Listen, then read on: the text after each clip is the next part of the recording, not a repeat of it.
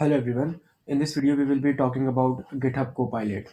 Uh, GitHub Copilot basically was released to help developers with their day-to-day development task. Basically, for example, if you are coding something, then it would suggest you what would come next, right, based on your coding context and stuff like that.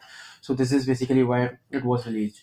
But there are many other features other than this core feature, which goes unnoticed by many of the developers, and in this video we will be discussing mostly about those different features.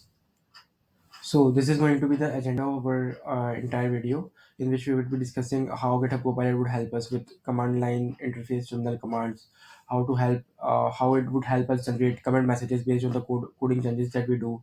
Other than that, the three features that we would be discussing would be about GitHub Copilot Chat, which involves terminal, workspace, as well as the help regarding the Visual Studio Code.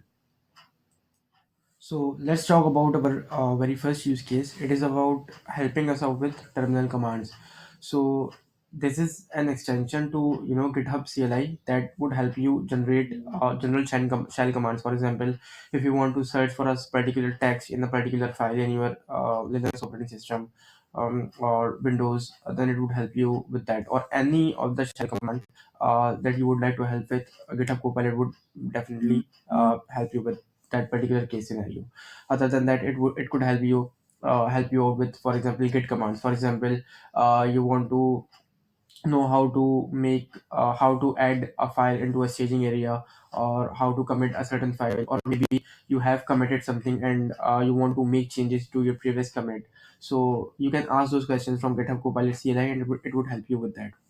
Other than that, it could also help you with GHCLI commands. For example, if you have GH installed and you wouldn't know how to clone a certain repository, and all other stuff with GHCLI, you can just prompt the question and it would help you with an appropriate suggestion. So the very first step would for your installation would be to use git gh extension install github/gh copilot. And for the usage, it is very simple. You just have to enter gh copilot suggest in your CLI. So I can just show you how it is done in the next slide. The extension install, all you have to do is type gh copilot suggest and press enter. So give it a moment. So as you can see, it is now asking you, what how would like to help with. Would you want help with generic shell command, gh command, or a git command? So let's say I want to help with gh command. I want to know how to log in, right? So I pressed enter, and now I type how do I log in. Press enter, and then see, it gave me a particular suggestion for it, right?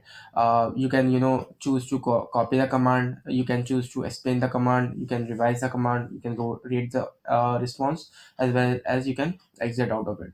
So how about I enter explain command, and then it would help me with the entire explanation of what this command means. It not only just generates the command, it helps you understand what exactly the command does, so you would have proper knowledge of how to actually use it. And if you want, you can copy it, or if you want, you can exit out of it, just like that.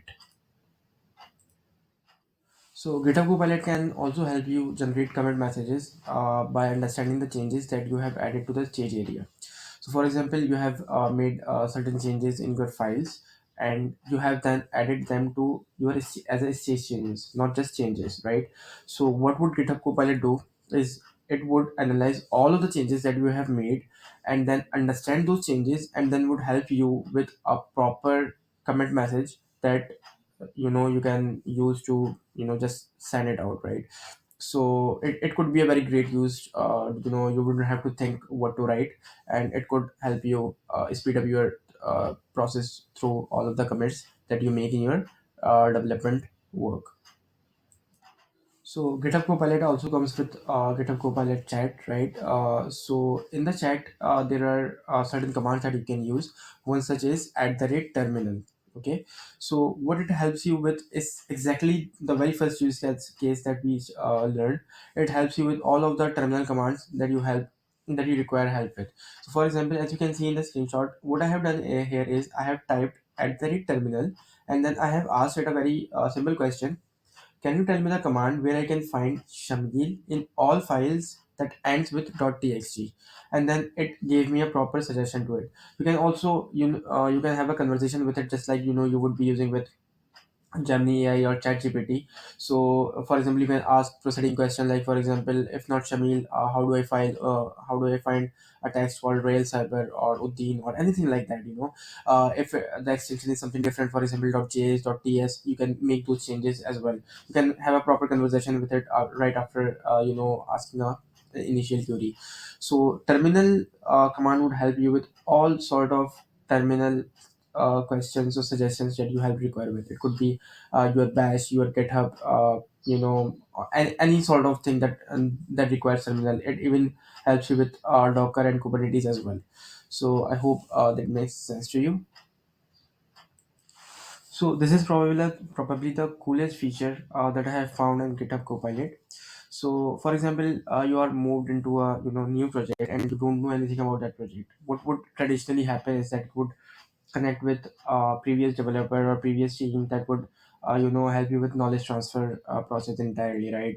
What tools and technologies are used within a particular project and how they do stuff. Where is something initiated, where is something being used, where are certain objects, where are certain files, all sort of stuff. You would help with a knowledge transfer thing, right? So GitHub Copilot helps you with not connecting with a human being. You can just ask questions directly with GitHub Copilot. For example, where is something within a workspace, right?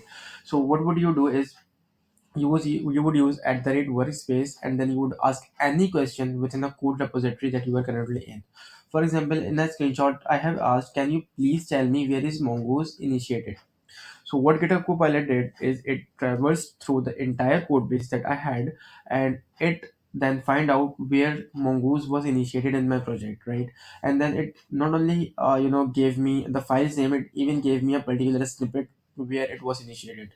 Not only you can ask initiated, you can also ask, for example, where is certain schema defined, where is certain schema being used, are there any validations put in place, are there any guards? You can ask any sort of question in the workspace, and it would help you navigate to that particular file and to that particular snippet. That is probably one of the very very cool feature that I have found in the GitHub Copilot.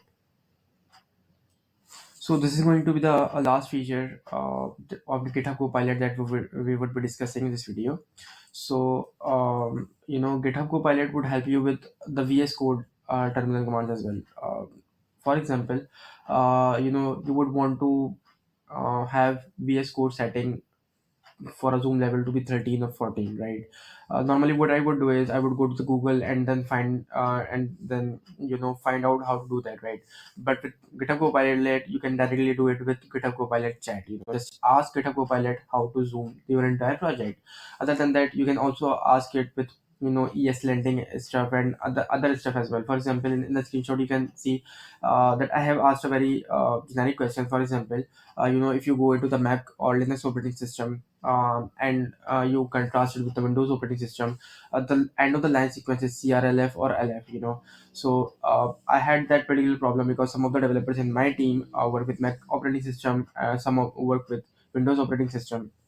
So that makes a contrast. If you open one end of the line command in another, then you would be seeing some sort of error if you have lending enabled, right?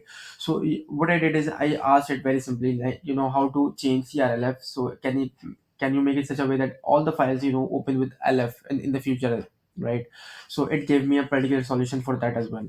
So you can ask any sort of code query with it, and it would help you with very minimal efforts. Thank you.